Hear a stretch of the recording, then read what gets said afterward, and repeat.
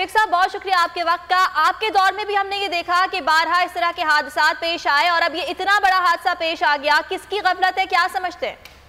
Track बहुत पुराना है जी, 1886 का ट्रैक पड़ा हुआ है, ML1 हाल है ये मैकेक और टेक्निक से अप्रूव है। अल्लाह करे हम जल्द उस पर काम शुरू हो जाए और वजीर साहब इस पे काम कर रहे हैं। इमरान खान साहब वजीर आजम की खुद बहुत दिलचस्पी है कि ML1 जल्द से जल्द शुरू हो और हमें सिंध से शुरू करना चाहिए ताकि बेहतरी के हालात पैदा हो जाएं।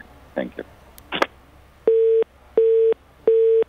हमारा राबिता मुनक़ता हुआ। रशीद हमसे बात कर रहे थे और उनका यही कहना था कि कोशिश की जा रही है कि ये जितना भी ट्रैक है इसको जल्द से जल्द रिपेयर किया जा सके, क्योंकि बारहा इससे पहले भी इस तरह के हादसा पेश आते रहे हैं और एक और बड़ा सानहा पेश आया है।